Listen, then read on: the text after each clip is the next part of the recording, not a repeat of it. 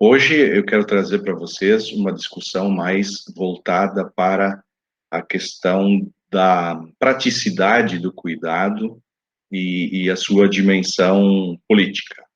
Então, a proposta é, desculpem, a proposta é tratar de três elementos.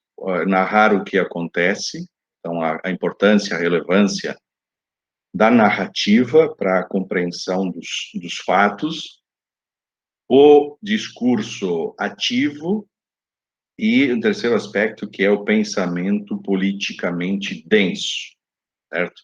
Então, o que eu pretendo para vocês, trazer e discutir com vocês, mais especificamente, é a questão da relevância da palavra, do pensamento crítico e do discurso narrativo para a compreensão da realidade.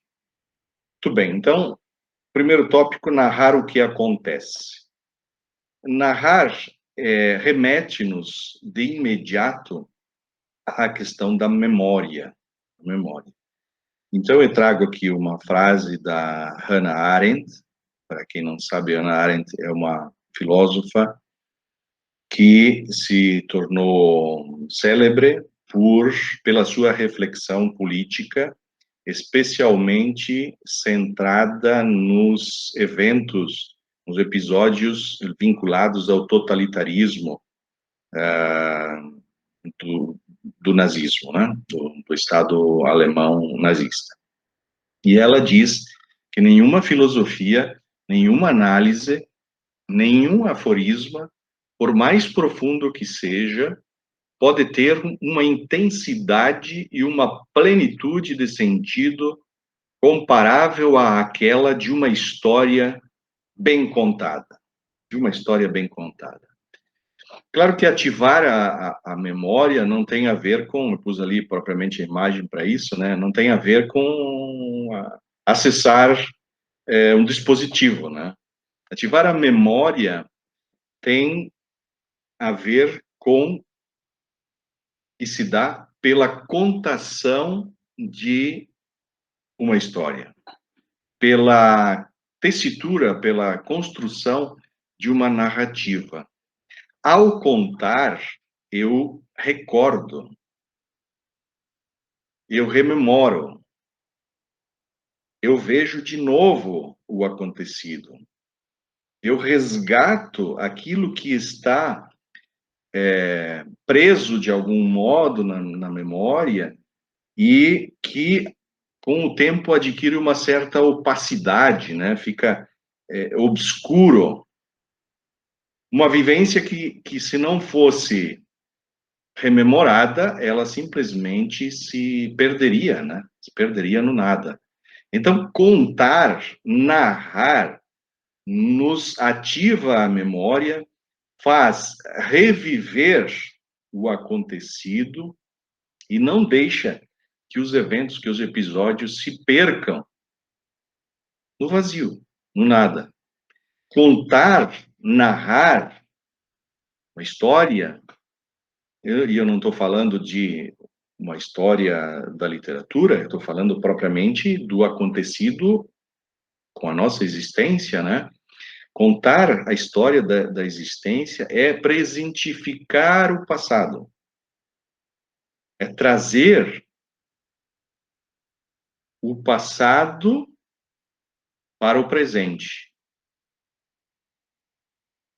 Aquele passado que de algum modo, por já estar na memória, fica pela metade, vai se tornando opaco, e o fato de contá-lo impede que ele caia no esquecimento, impede que ele fique sem sentido. E uma coisa importante é que contar ou narrar faz reviver a cada vez que é contado, a cada vez que é narrado, né? De modo que nós vamos pegando outros aspectos dos eventos. dá para dizer que cada vez que se conta, se pega um aspecto distinto, né? Um aspecto diferente. É quase verdade aquilo que popularmente se diz, né? De que quem conta um conto aumenta um ponto, né? Porque ao contar a nossa existência, nós vamos costurando os episódios. Tem o Paul Ricoeur, né? Um outro filósofo, fenomenólogo, hermeneuta, né? Francês, que diz que a nossa identidade, ela é nada mais, nada menos do que uma narrativa que nós vamos tecendo. Mas não é uma narrativa que nós vamos tecendo com aquilo que acontece no hoje. Nós vamos tecendo o hoje com um passado sempre presente. É como se o presente, mais adiante, numa outra lâmina eu pus, é como se o presente estivesse grávido de passado. Também de futuro, é verdade. Porque nós somos seres projetados, né? Nós somos ser e tempo, é o título da obra do Heidegger, né? Nós vivenciamos antecipadamente. Então, o momento presente traz dentro de si o passado e o futuro. Traz o passado e o futuro. Nós vivenciamos tudo junto agora, né? Tudo junto agora. E contar, recontar, narrar é juntar os fragmentos dos eventos vividos, né? Tirando-os da obscuridade. É um exercício muito importante, seja feito na palavra falada, seja feito na palavra escrita. E é relevante fazermos também para poder manter vivo o sentido daquilo que acontece. É por isso que se narra sempre novamente. E eu queria recordar aqui o evento da Páscoa. O evento da Páscoa, ele é central na história do povo hebreu, né? Ele é a celebração, a rememoração da saída do Egito, da escravidão do Egito, né? O evento da Páscoa é a passagem pelo Mar Vermelho, que representa a passagem da escravidão para a liberdade. E depois, evento fundante também do cristianismo, que indica a passagem renovada, né, de Jesus da morte para a vida. E é esse episódio que é fundante para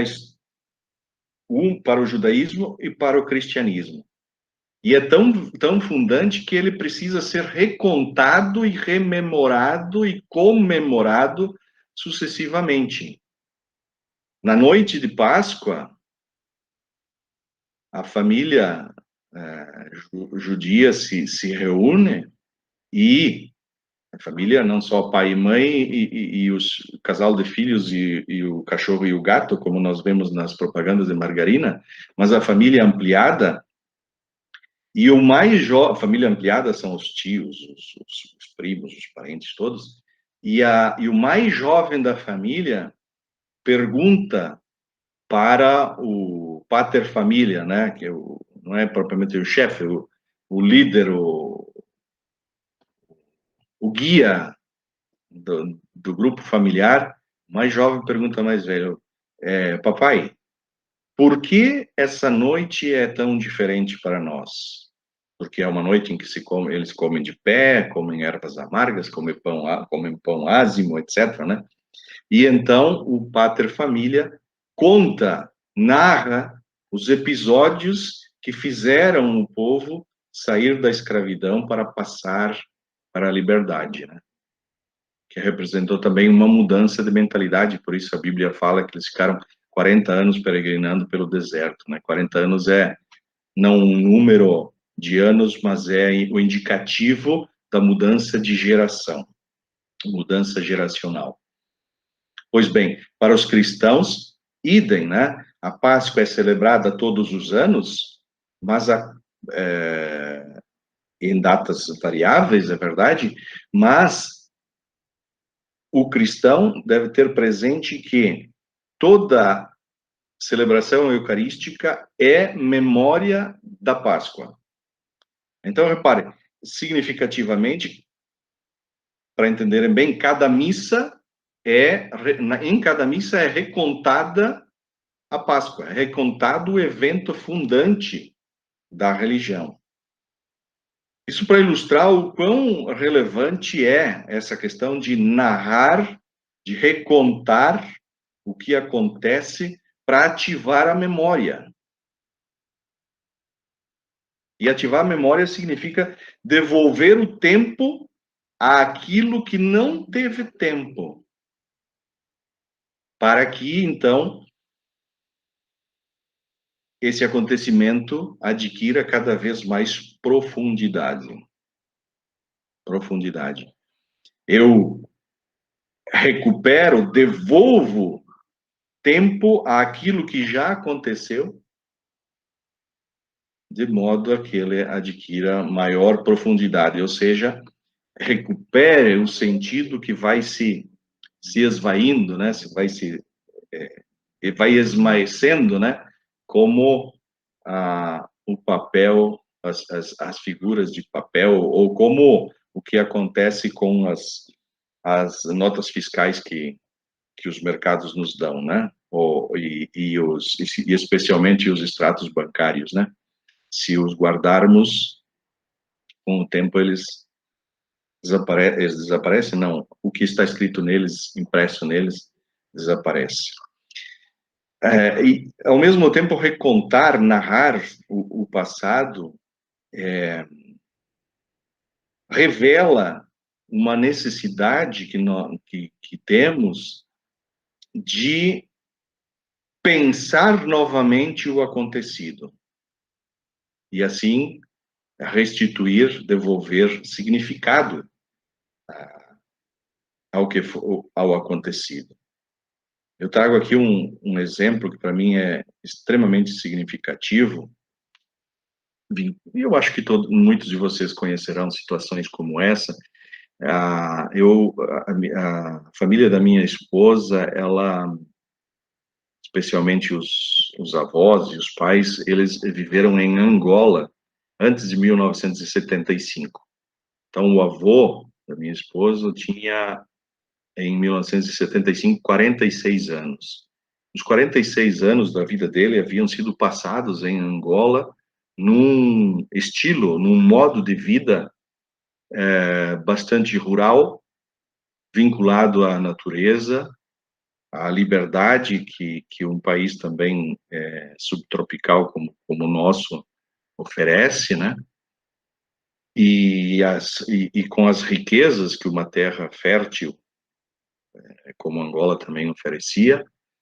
E em 75, dando-se a Revolução dos Cravos em Portugal, o governo decidiu dar a independência às suas colônias, como Angola, Cabo Verde, Moçambique, Guiné-Bissau, etc., né, e Timor-Leste.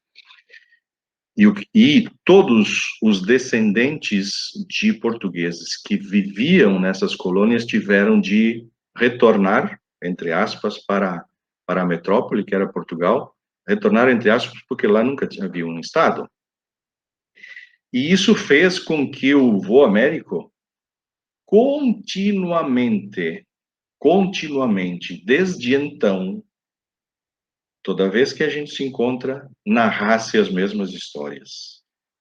Histórias da sua vida pregressa, né? Anterior a 1975, vinculada aos eventos da natureza, vinculada às riquezas da terra, ao convívio com os animais, né? E etc. É uma necessidade que ele tem de repensar com isso o vivido e de manter muito aceso o sentido, o significado desses eventos. É um pouco um processo também que leva todos os idosos, né, a recontarem as histórias da sua juventude, da sua adolescência, da sua infância, é a preservação da profundidade e do significado daquilo que foi vivido. É de algum modo, eu diria, narrar de novo, é de algum modo renascer, reviver, né? Eu poderia lembrar também para vocês da experiência dos discípulos de Emaús, né? Os discípulos de Emaús seguiam Jesus, Jesus foi preso, morto, enterrado, e eles, desacorçoados, bom, afinal, esse que nós pensávamos ser o mestre, morreu, não há mais o que fazer, vamos voltar para as nossas cidades, né? Vamos voltar para a nossa origem. E no caminho para Emaús, porque eles eram de Emaús, aparece um estranho, que depois vai se revelar ser Jesus, né? Aparece um estranho que reconta com eles tudo o que havia acontecido. Narra e os faz reviver aquilo que havia sido, aquilo que havia acontecido. E com isso, então, eles se abrem os olhos e eles se dão conta do sentido daquilo que havia sido vivido. Muitas vezes nós percebemos, né, o sentido daquilo que é vivido só depois, né? Geralmente é assim, né?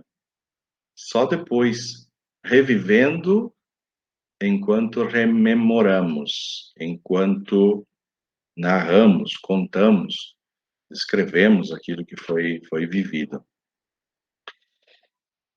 Também um outro aspecto importante, eu acho, nesse narrar, nesse recontar, nesse resgatar, ativar a memória, acontece quando nós perdemos algum familiar. Não só, mas eu conto para vocês essa experiência, porque eu a tive e a tenho, e percebo que recontar, rememorar os eventos acontecidos com, no caso, o meu pai, me ajudou a aceitar determinados eventos. Então, recontar também ajuda a aceitar um passado que às vezes é incomodativo. Recontar nos faz recalibrar a nossa interpretação daquilo que foi vivenciado. Nos ajuda justamente a nos reconciliar com o passado. Por isso a relevância de não se perder a memória, porque pela memória nós fazemos justiça àqueles que nos antecederam. Tá? Ontem mesmo o STF discutiu essa questão, né? Não sei se vocês puderam acompanhar, que estava se alegando um suposto direito ao esquecimento, ou seja, determinados episódios deveriam ser relegados ao esquecimento, não poderiam ser recontados pela imprensa, né? Essa era a questão. Episódios de 1964, dos anos de chumbo, de perseguição, e o STF, praticamente unânimes, né, porque foram 9 votos a porque não votou, considerou que a memória é relevante para preservar a profundidade, a densidade dos episódios. Então, foi considerado que o suposto direito ao esquecimento é anticonstitucional. Então, veja, o próprio direito acaba reconhecendo aquilo que nós, moralmente, hermeneuticamente, percebemos. Recontar também nos ajuda a amolecer certos tecidos em nós, né, que se tornam duros depois de termos passado por algum sofrimento. Contar e recontar ajuda a amolecer esses tecidos da nossa alma, né? do nosso espírito que endurecem depois dos sofrimentos, tornando-nos novamente abertos ao novo. Ajuda a curar as feridas. Né? Curar as feridas. Tem um livro que eu acho muito bom do...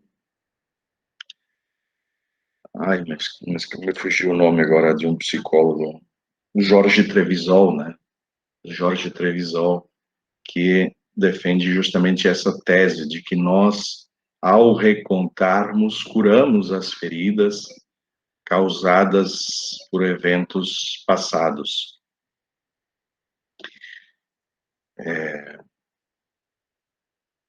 Que nós precisamos, de algum modo, aceitar o sofrimento vivido de modo a, assim, poder perdoá-lo, né? E ao perdoá-lo, ele perde a força de nos fazer sangrar constantemente. É só perdoando é que o passado se torna passado. Se torna passado e o presente, então, pode finalmente se livrar desses pesos do passado que nos impedem de avançar na caminhada da vida, né? Recontar nos faz também, nos livra do peso opressor de eventos traumáticos do passado e nos ajuda, assim, a evitar a, a angústia pelo futuro, a calma, nos acalma, abrevia, ameniza o impacto causado pela ansiedade em relação ao futuro, né?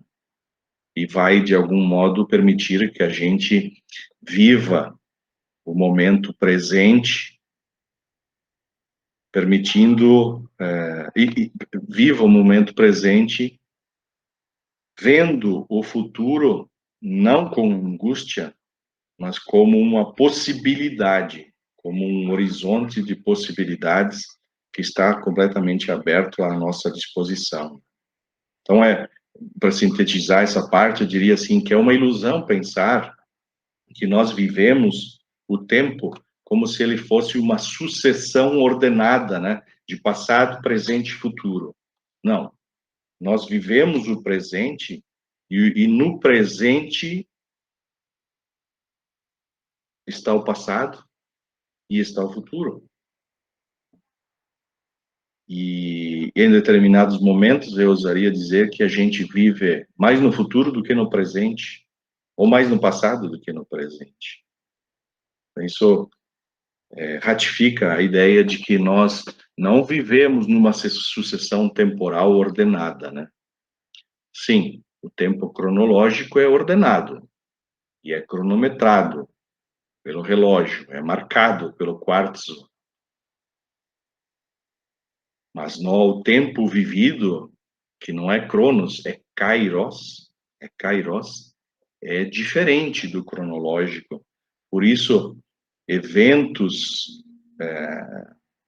de graça, né, eventos agradáveis, passam rapidamente e eventos de dor demoram a passar, porque o tempo vivido é distinto do tempo cronos, do tempo marcado, né?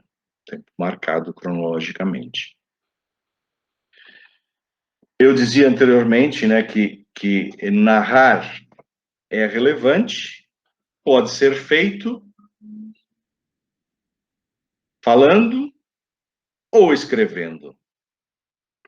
Dizer a si mesmo, em confronto com os eventos externos, ajuda a compreender certas passagens existenciais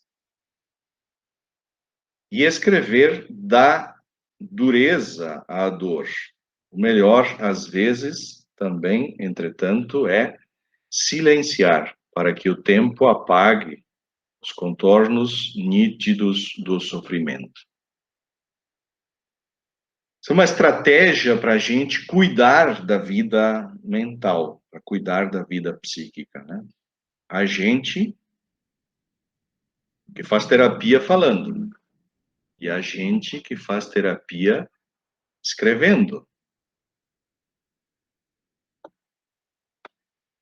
Falar e escrever e também calar, né? Silenciar nos ajuda a recompor a nossa existência. Esse era um primeiro tópico que eu queria abordar com vocês. E agora, então, eu queria passar para um segundo, que é ainda sobre a palavra, mas sobre a ideia de que a palavra, o discurso age, o discurso é ativo, a palavra faz ser. Me desculpem se eu cito bastante, mas se a gente pegar o primeiro livro do Pentateuco, né, que é o Gênesis, começa com a ideia de que a palavra faz. Né? O relato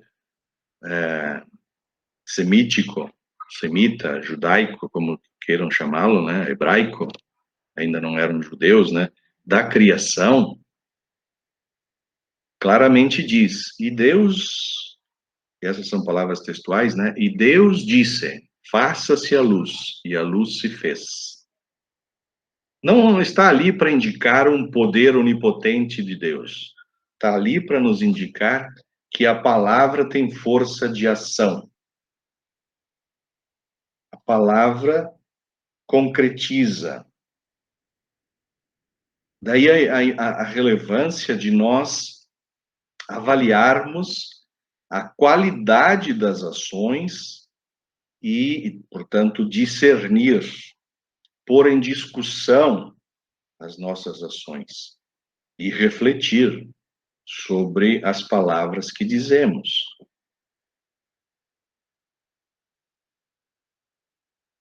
Agora, é importante ter presente que para avaliar, não basta meramente adquirirmos informações, a gente precisa compreender, para não acabar emitindo alguma avaliação, algum juízo muito leviano, né?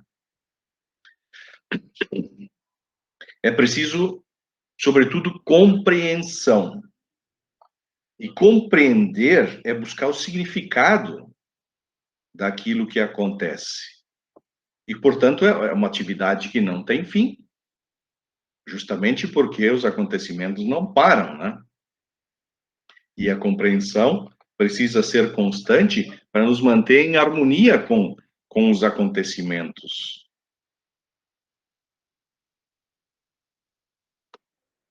Entretanto, se por um lado a compreensão é distinta de informações, ela precisa de informações, ela precisa de conhecimento, porque a realidade, o mundo são extremamente complexos, né? São extremamente confusos, obscuros, eu até diria. Tá? Houve um tempo em que nós fazíamos muitas análises de conjuntura. Análises de conjuntura é uma tentativa de mapear e esquematizar a complexidade da realidade, né? Lembro muito da análise de conjuntura pelos quatro lados, né? Que eram os fatores políticos, os fatores econômicos, os fatores sociais e os fatores religioso-culturais da realidade. É uma metodologia do tempo da filosofia e da teologia da libertação, né? O tempo forte de Paulo Freire também. Se fazia análise de conjuntura. Quase não ouço mais essa expressão, mas continua sendo válida a relevância do conhecimento e da coleta de informações fidedignas para se compreender a realidade que é complexa.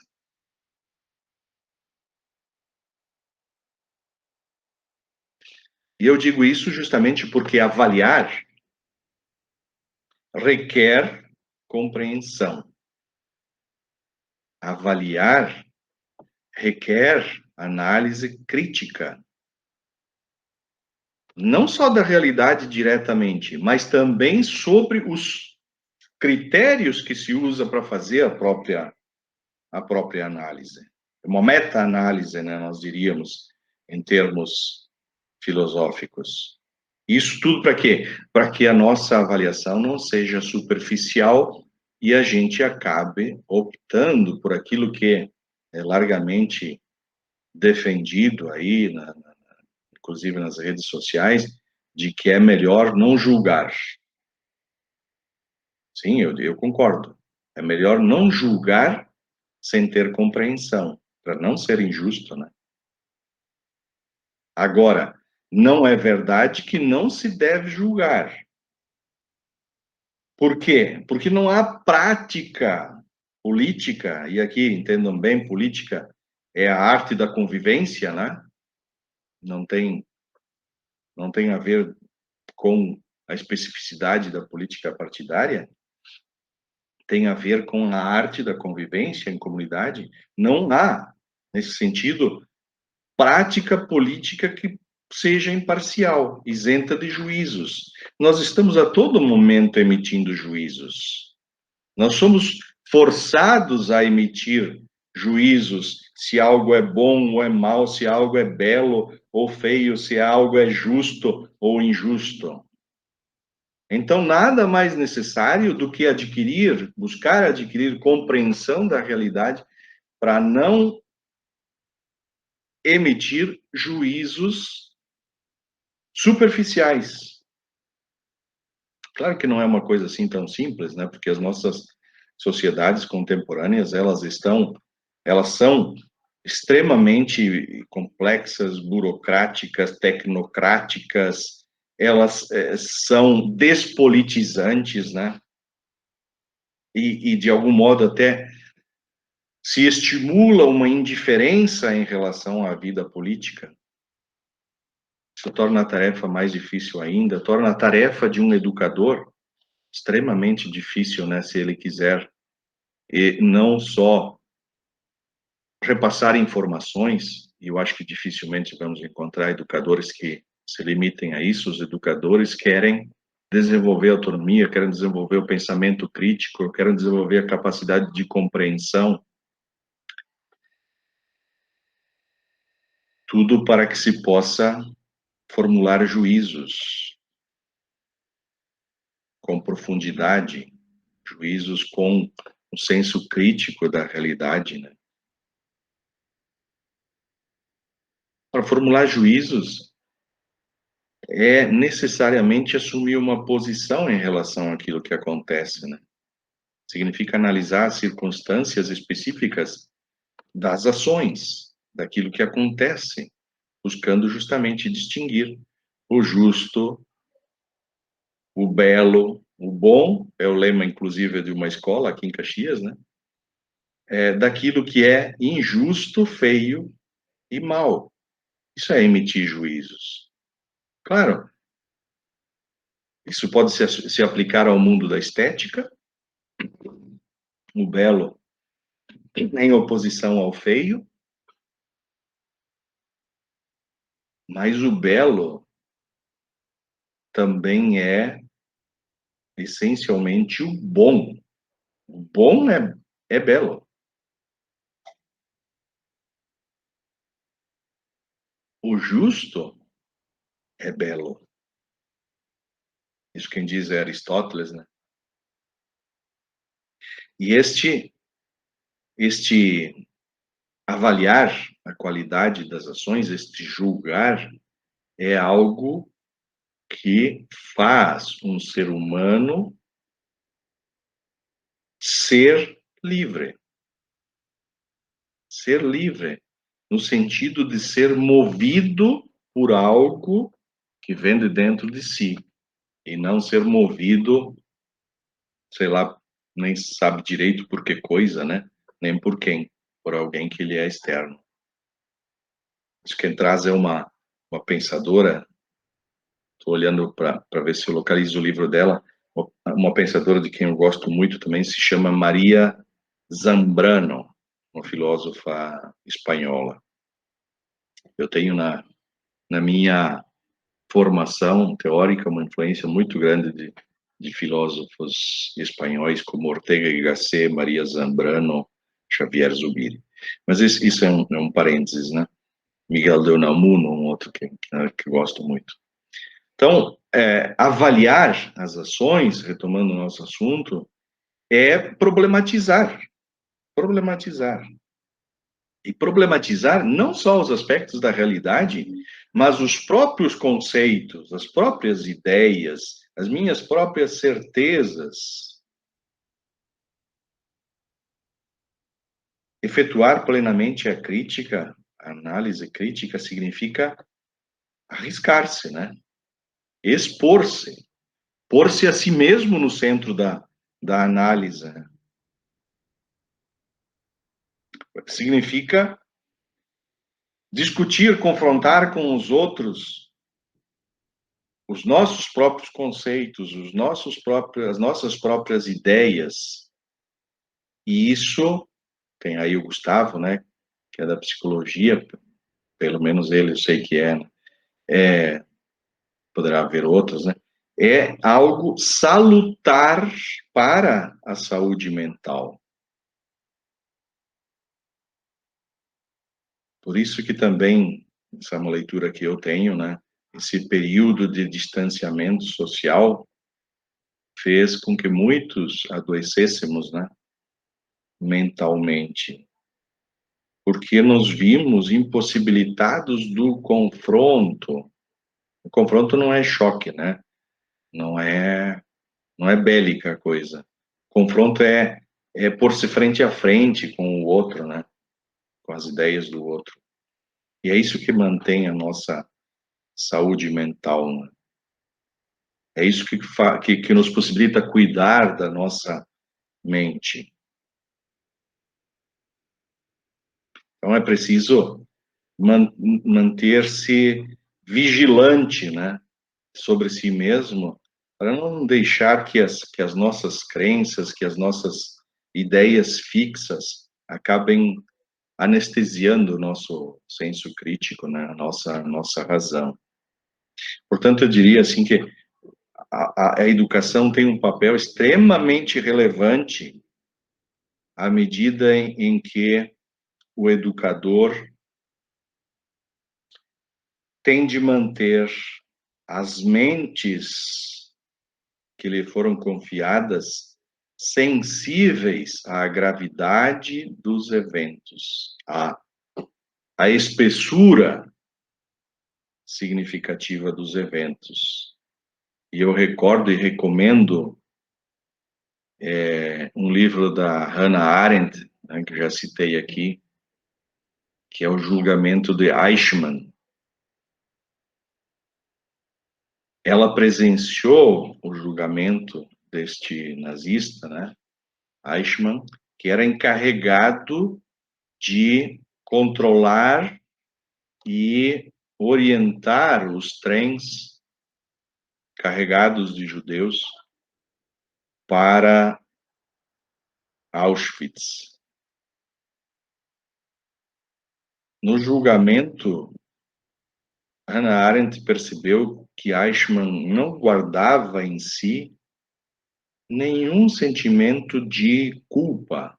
Antes, pelo contrário, ele revelava extremo orgulho de ter sido um funcionário estatal exemplar, porque o seu controle era perfeito. Então, reparem que essa narrativa, ela revela o quão perigosas podem ser as mentes insensíveis à gravidade de certos eventos.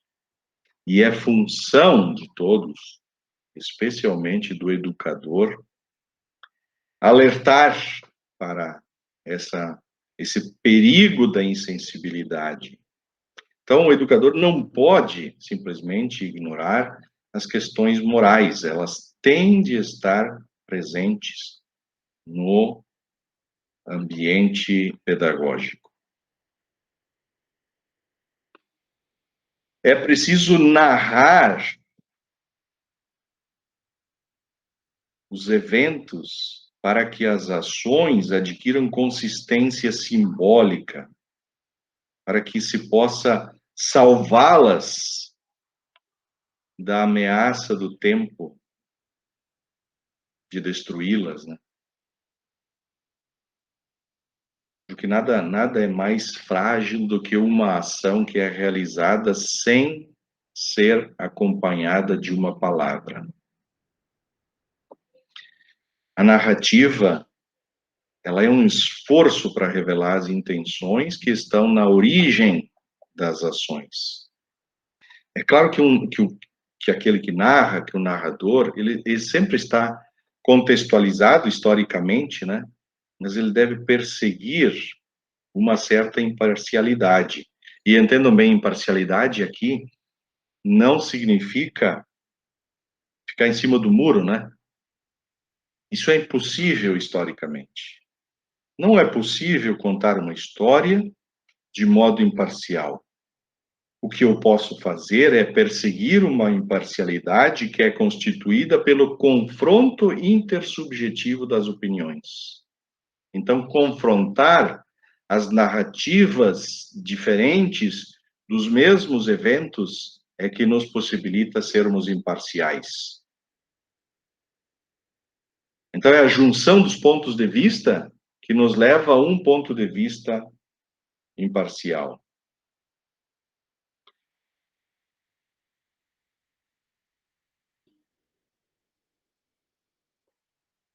Outro aspecto é inventar mundos, né? Inventar mundos. Há um fato que é extremamente significativo na existência do ser humano. E aqui eu me valho novamente da Hannah Arendt. O fato extremamente significativo é o nascimento. Ela diz, né, essa autora, que cada nascimento traz uma novidade. Cada nascimento é a possibilidade da criação de um mundo novo. E sabe que muitas vezes eu fui questionado, né, por pessoas que não entendem, né, por que os pobres têm tantos filhos? Bom, a gente pode dar uma série de explicações, né? Genéticas, biológicas, circunstanciais, culturais. Eu, particularmente, acho que os pobres têm diversos filhos porque cada filho, para eles, representa a possibilidade da criação de um mundo novo. A possibilidade da criação de uma nova história para a família. Não é só uma riqueza, né? Sim, filhos são riquezas. Mas uma criança, um bebê, representa a possibilidade da criação de um novo mundo. Isso não sou eu que digo, tá? Palavras são bonitas, mas não são minhas, são de Santo Agostinho, na sua obra Cidade de Deus. Então, se por um lado o fato de nós sermos todos iguais nos possibilita convivermos, constituirmos, formarmos comunidades políticas e não só, por outro lado, o fato de sermos diferentes introduz novidade, introduz um fator de criatividade. Já imaginou se todos fossem iguais? Quão pobres seríamos? Quão pobres seriam as nossas culturas? Seriam todas, não sei se iguais, mas pelo menos muito semelhantes. É o fato de nós sermos diferentes que traz originalidade, que traz criatividade, que traz possibilidade de novidade. Traz possibilidade de dar um sentido novo à realidade. E a política justamente é isso. A ação política é a possibilidade de produzir o novo. tendo lá no horizonte, a esperança de nos aproximarmos cada vez mais daquilo que nós consideramos ser o ideal da polis, né? A polis é a cidade, é o espaço do convívio. A polis, para os gregos, ela representava, é um conceito que carrega a convivência prazerosa e com sentido. Então, a ação política, a ação que nós realizamos, não é a ação político-partidária, mas é a ação ordinária, é a ação do cotidiano, porque eu recordo mais uma vez, enfatizo mais uma vez, não existe ação imparcial, né? Todas as nossas ações são ações políticas. As nossas ações podem produzir o novo. Respondendo um pouquinho mais à pergunta da Lila ontem, né? São as nossas ações ordinárias que podem criar um novo.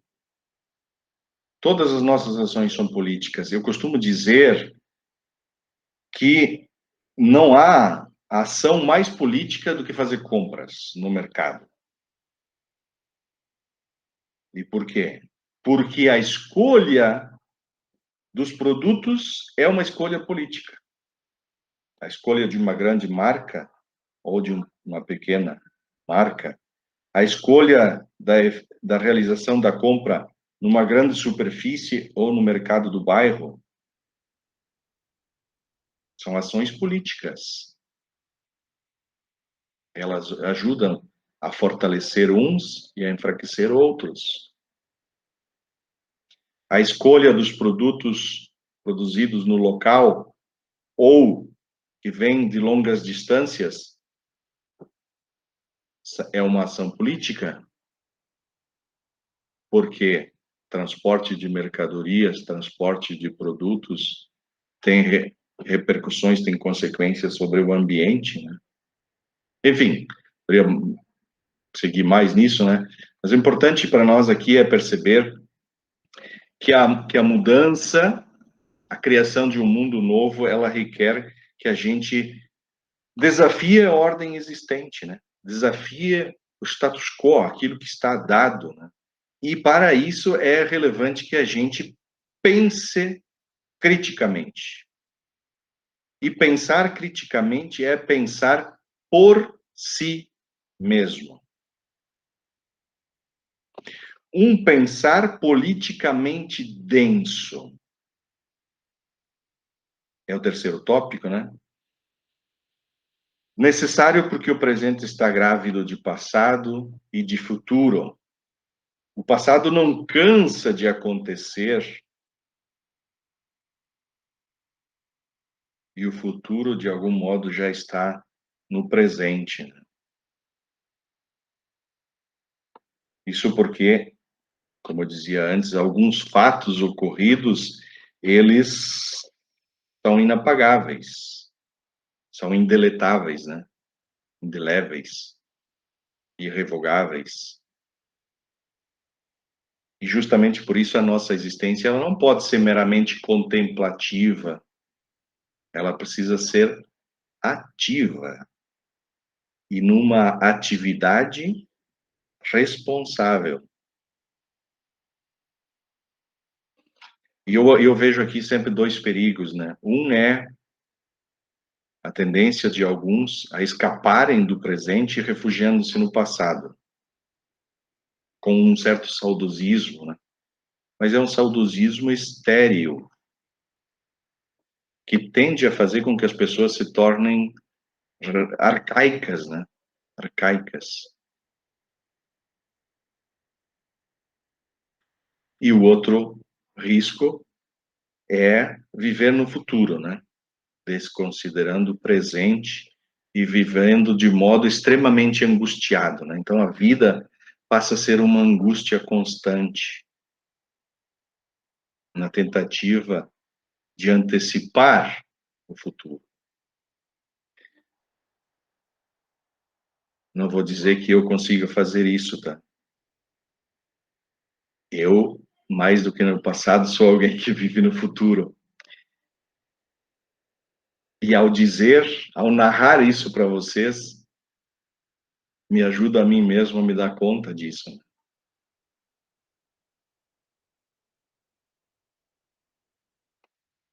Me ajuda a rever as minhas próprias posturas frente ao tempo, né?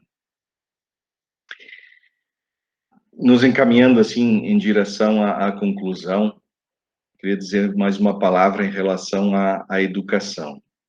Essa perspectiva política, ela repercute na educação, né?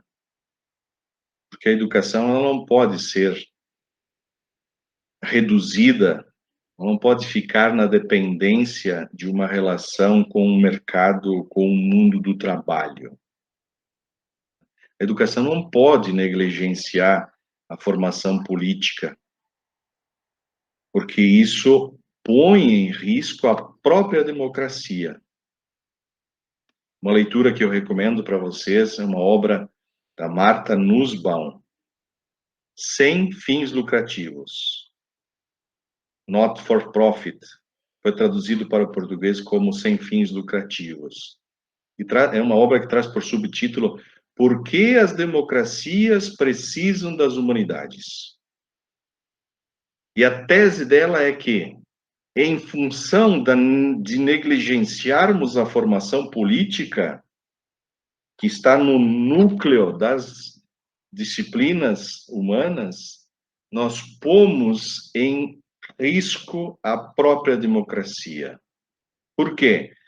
Porque o exercício democrático ele requer a, requer o uso adequado da palavra, da narrativa. Se nós não soubermos narrar, fazer uso da palavra, nós destruímos o diálogo, e destruindo o diálogo, pomos em risco a sociedade democrática, pomos em risco a democracia. Não à toa, né? O Aristóteles declarou como e assumiu como praticamente sinônimos a definição de ser humano como animal político e animal de linguagem. Ou seja, ser político é sinônimo de ser linguagem. Agir politicamente é agir pela palavra. Nós manifestamos o que somos pelo uso da palavra e com a participação na vida da cidade, né, na vida da sociedade. Então, a educação ela deve, sobretudo, preparar para assumir a palavra, né, tomar a palavra na presença dos outros e se manifestar. É a palavra, o tomar a palavra que nos permite, que permite a cada um revelar quem somos e não simplesmente o que sabemos fazer.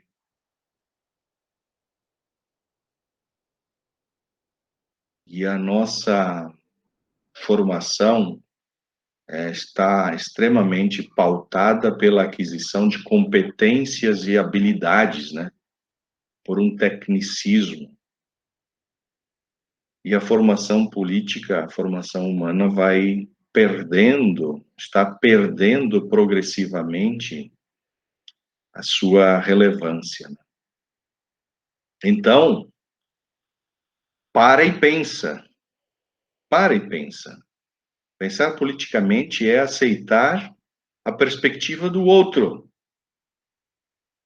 que também é verdadeira. E isso não é aceitar, não significa aceitar um relativismo, mas sim é assumir que nós devemos todos estarmos no horizonte da verdade. Não é assumirmos a postura de sermos detentores da verdade, e nem o contrário, a verdade não está com ninguém. Não. assumir aquilo que os gregos chamavam de parresia. Parresia é uma palavra que eles usavam para dizer nós devemos estar todos diante do horizonte da verdade. Então, devemos entrar em diálogo autêntico, e o diálogo autêntico supõe que ninguém possui a verdade, mas que estamos todos a caminho em busca dela.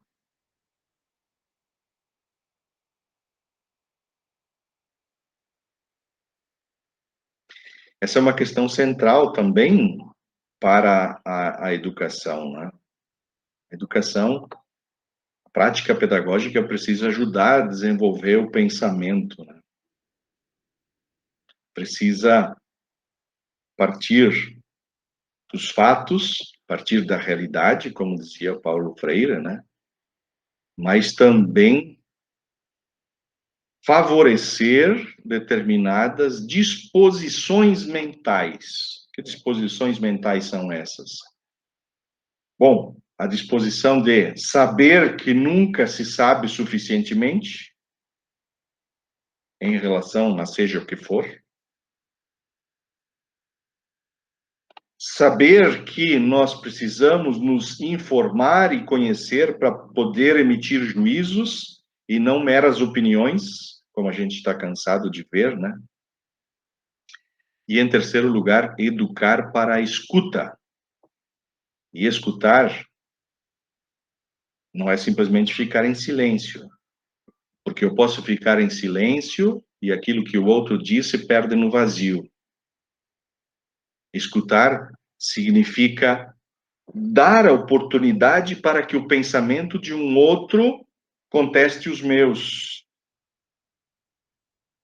Escutar o outro significa abrir a possibilidade a uma terceira posição, nem minha nem tua. Então, escutar significa ser capaz de deslocar o próprio ponto de vista para poder acolher outros pontos de vistas. Outros pontos de vista, né? Pontos de vista? Pontos de vista, né? Se é o plural correto.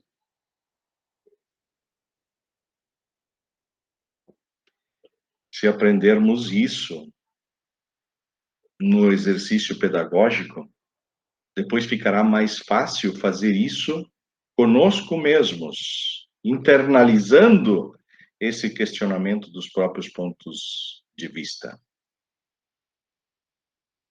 E ao internalizarmos esse questionamento ao nosso próprio ponto de vista, é que nós seremos capazes de imaginar mundos diferentes, de imaginar juízos diferentes sobre o futuro.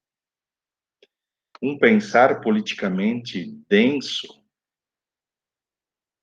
significa dizer a verdade. E olha, não sou eu que digo, tá? O pior ser humano é o bajulador. O puxa-saco, né? Nós diríamos. Porque é aquele que nunca diz a verdade. Nunca diz a verdade. O pior ser humano é o bajulador.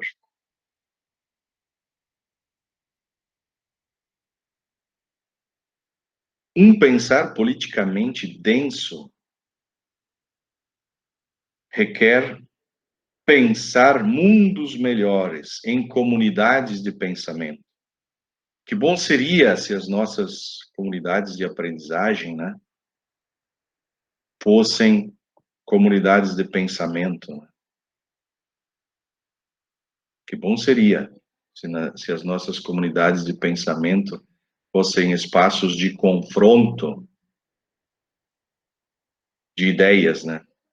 Mas, infelizmente, as nossas comunidades, as nossas sociedades fazem quase aquilo que os atenienses fizeram com Sócrates, né? Que ousava pensar por si e que pretendia ensinar isso aos jovens. A comunidade ateniense acusou-o de subversão da ordem e condenou-o à morte. Né? Nós estamos quase nessa, né? Uma sociedade que cada vez mais é intolerante a quem pensa criticamente e que prefere os iguais, né? Que prefere o pensamento de rebanho, né?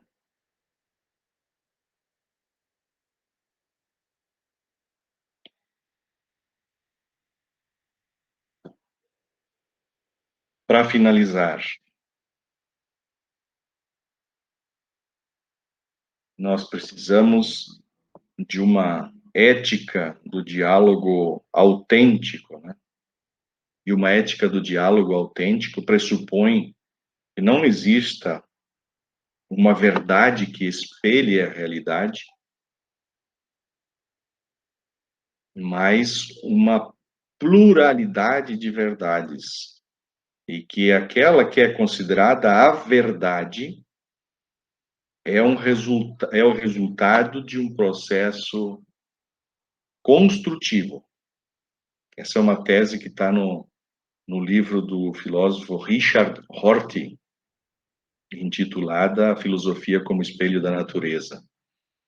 Também recomendo, uma excelente obra. Não existe propriamente uma verdade definitiva, né? Existem pontos de vista parciais que devem ser continuamente revistos para estarem à altura da complexidade da realidade que nós precisamos continuamente compreender. Tá? Eu deixo aqui minhas informações de contato. Esse material que eu utilizei também posso disponibilizar para vocês, apesar de vocês já terem acesso através das gravações, né, dos vídeos que eu sempre depois dos nossos encontros disponibilizo. Tá bem? Agradeço muito a oportunidade que vocês me deram de estarmos juntos nessas 4 noites, né? 4 horas, 4 momentos em que estivemos juntos. E me ponho agora mais uns minutos, né, à disposição para a gente dialogar, seja sobre